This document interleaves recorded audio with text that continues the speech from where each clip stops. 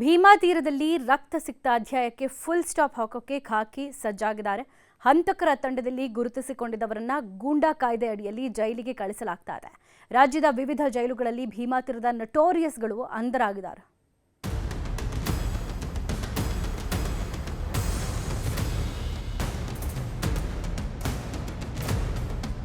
ಭೀಮಾ ತೀರ ಪಾತಕಿಗಳ ಪಾಲಿನ ಸಾಮ್ರಾಜ್ಯ. ಇಲ್ಲಿ ಉರುಳಿದ ಹೆಣಗಳೆಷ್ಟೋ, ಇಲ್ಲಿ ಚೆಲ್ಲಿದ ನೆತ್ತರೆಷ್ಟೋ, ಸೇಡಿಗೆ ಸೇಡು, ಕೊಲೆಗೆ ಕೊಲೆ ಅಂತ ಹೆಣಗಳ ರಾಶಿಯನ್ನೇ ಉರುಳಿಸಿದವರಿದ್ದಾರೆ. ಆಸ್ತಿ ವಿಷಯಕ್ಕೆ ನಡೆಯುತ್ತಿದ್ದ ಜಿದ್ದು ರಕ್ತದೋಕುಳಿ ಹರಿಸುವಂತೆ ಮಾಡಿದ.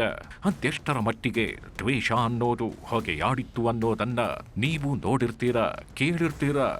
ಆದರೀಗ ಇದೇ ಭೀಮಾ ತೀರದಲ್ಲಿ ಮತ್ತೆ ಬಾಲ ಬಿಚ್ಚಿದ ರೌಡಿ ಶೀಟರ್ಗಳಿಗೆ ಪೊಲೀಸರು ಶಾಕ್ ನೀಡಿದ್ದಾರೆ.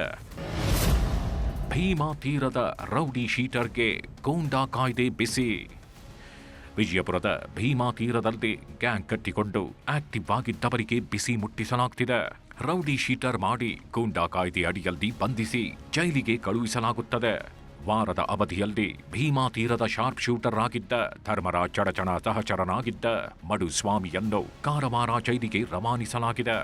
2020 ನವೆಂಬರ್ 2ರಂದು ಮಹಾದೇವ ಬೈರಗೊಂಡ ಮೇಲೆ ಮಡುಸ್ವಾಮಿ ಗುಂಡಿನ ದಾಳಿ ಮಾಡಿದ್ದ. ಹೀಗಾಗಿ ಮುಂದಿನ 1 ವರ್ಷಗಳ ಕಾಲ ಜೈಲಿನಲ್ಲಿಡಲು ಜಿಲ್ಲಾಧಿಕಾರಿ ಆದೇಶ ಮಾಡಿದ್ದಾರೆ. ಮಡಿವಾಳಯ್ಯ ಅಲಿಯಾಸ್ ಮುಡುಸ್ವಾಮಿ ಹಿರೇಮಠ ಅನ್ನುವಂತಹ ರೌಡಿ ಶೀಟರ್ ಮೇಲೇನೂ ಕೂಡ ವಿಜಯಪುರ ಜಿಲ್ಲಾ ಪೊಲೀಸ್ನವರು ಇತ್ತೀಚೆಗೆ ಆತನನ್ನು ಗುಂಡಾ ಕಾಯ್ದೆ ಅಡಿಯಲ್ಲಿ ಬಂಧಿಸಿ ಕಾರವಾರ ಜಿಲ್ಲಾ ಕಾರಾಗೃಹಕ್ಕೆ ಆತನನ್ನು ಬಿಡಲಾಗಿದೆ.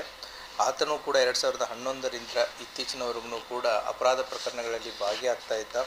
ಹಲವಾರು ಬಾರಿ ಜೈಲಿಗೆ ಹೋಗಿ ಬಂದ್ರೂ ಕೂಡ ತಿದ್ದುಕೊಳ್ಳುವಂಥ ಒಂದು ಅವಕಾಶ ಇದ್ದರೂ ಕೂಡ ಆತ ತಿದ್ದುಕೊಂಡಿರಲಿಲ್ಲ. ಇದರ ಜೊತೆಗೆ ಕಳೆದ ಜುಲೈ 10ರಂದು ಭೀಮಾ ತೀರದ ಹಂತಕ ಬಾಗಪ್ಪ ಹರಿಜನನ ಶಿಷ್ಯ ತುಳಸಿರಾಮ್ ಹರಿಜನನನ್ನು ಚಾಮರಾಜನಗರ ಜಿಲ್ಲೆಯ ಜೈಲಿಗೆ ರವಾನಿಸಲಾಗಿದೆ.